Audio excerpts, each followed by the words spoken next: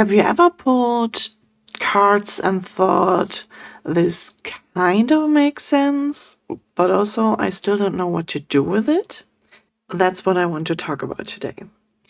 This feeling usually isn't about intuition, talent, or not knowing the cards well enough. Most of the time, it comes down to the question you brought to the cards. Tarot responds clearly, but sometimes it isn't clear what it's actually responding to. And the easiest way to see that is to notice how the same cards can tell very different stories depending on how they are asked. Let me start with something really common first. General readings. A lot of people feel safest asking for a general reading because it feels open, flexible, and low pressure. To be clear, general readings aren't bad. I do them too. But general does not mean random. Even when someone asks for a general reading, there is always some kind of frame at work, even if it's unspoken. As a reader, you're listening for a theme, a direction, or a central thread the cards are responding to. For example, when I give a general reading, I usually pull a first card that sets the theme for the general reading, and then I lay out the actual spread cards. When that frame is missing or unclear, the reading can feel emotionally resonant, but also vague and hard to apply. So let's make this very concrete now. For this whole conversation, I'm using the same 3 cards. The 5 of Pentacles, the Knight of Swords, and the Star. Nothing about the cards changes, only the question does. So those 3 cards together are the spread that is answering my question. First, of course, the most common kind of question. What do I need to know right now? Without a specific focus, the cards read like this. The 5 of Pentacles points to feeling left out, unsupported, depleted, or worried about lack. That can be anything, emotionally, materially, or energetically. Yes, the coins are mostly connected to material lack, but not exclusively. The Knight of Swords shows what happens next. The mind tries to outrun that discomfort. Thoughts speed up, urgency kicks in, there's a sense that something needs to be fixed immediately. And then the Star is the counterpoint. It doesn't erase the lack or urgency, it introduces hope as a response, asking to trust and for patience instead of pressure. So, taken together, this shows an inner tension between feeling unsupported, trying to think your way out of it, and being asked to soften instead to push. But this is incredibly broad. Yes, it does bring awareness, but it doesn't yet tell you what to do next or where to look next. This could be about work, or a relationship, or burnout, or self-worth, or health, or all of the above. This is usually the point where people think, yeah, I get that resonates with me, but I still don't know what to do with it. And now let's change the question. What is the current dynamic in this relationship? And yes, this can be any kind of relationship, not only a romantic one. Same cards.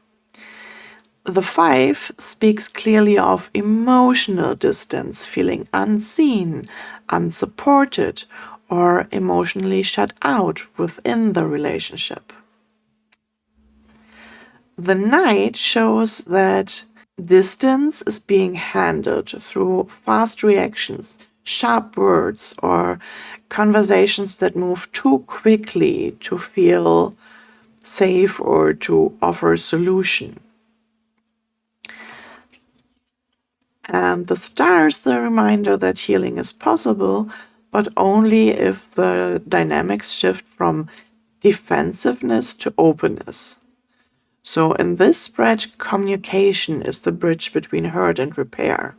Taken all three together, it's just like the inner tension between wanting closeness, reacting from hurt, and being asked to slow down enough so that repair can actually happen. If we compare this to the first general reading, the difference here is not just focus, it's usefulness. In the general reading, the cards point to an inner tension and invite softening, but they don't yet tell you how you can do that and how to move forward. The lens now with the relationship question narrows down enough so that the cards do offer guidance. What would actually support repairing the rupture? Thus, the meaning from this reading becomes actionable. Let's shift the context another time. What is going on for me professionally right now? The 5 reflects feeling undervalued, insecure, or worried about stability or recognition at work. The Knight shows the response to that insecurity, mental overdrive, providing your worth through speed, urgency, and constant output. The Star, on the other hand, frames the situation by pulling the focus away from immediate pressure and back towards long-term direction. It suggests that sustainability and trust in the bigger picture matter more than pushing harder right now. So all three together show the inner tension between feeling insecure about your place, trying to outrun that fear through effort, and being asked to slow down and trust a longer path. So instead of simply noticing the depletion and urgency like the general reading, the cards now point toward a career-specific pattern. Insecurity leading to overperformance, and overperformance blocking long-term stability. So the advice in the cards becomes practical, less rushing, more strategic trust in where you're heading. It's the same emotions, but a different takeaway. Another question that is still general, but more contained. What is the main theme influencing me right now? The 5 is the core theme, the awareness of lack, depletion, and unmet needs, while the Knight of Swords shows the inner conflict of this phase, the urge to stay mentally busy and in motion instead of slowing down and feeling what is missing. And then the Star points toward the invitation, healing that comes from softening, trusting the process and allowing support rather than forcing solutions. So this spread shows an inner tension between noticing what is missing, staying busy to avoid feeling it, and being invited to receive support instead of pushing through alone. Compared to the first general reading, this question gives the card a clear organizing principle. It anchors the reading in a present moment influence rather than a wide, undefined overview. Instead of offering a broad invitation to soften, the spread now highlights what is actually influencing your choices and behavior right now. And the guidance becomes even more clear. Slowing down and allowing support is not optional, it's the central work in this phase. This is still a general reading, but the spread now has a direction. Up until now, we have changed the context of the question to see how meaning sharpens, and if we take it one step further, even the tone of the question has influence of the interpretation. A commonly asked question can sound like, why does everything feel so hard right now? And with that frame, the 5 turns into self-blame, the Knight becomes pressure to fix everything immediately, and the star turns into wishful thinking instead of grounded hope. The inner conflict here is between exhaustion and urgency, feeling depleted while also feeling like slowing down isn't allowed. Now let's compare that to what would support me through this phase of hardship. The pentacles become an honest acknowledgement of the depletion. The Knight of Swords becomes awareness of stress rather than a command to act, and the Star becomes a realistic path towards healing, one that values steadiness over speed. Same cards in all those readings, but once the question points towards a clearer path forward, the experience of the reading changes. So the pattern I want you to notice: vague questions create emotional fog, framed questions create narrative, fear-based questions like why does everything feel so hard collapse the reading inward, while supportive questions open it up.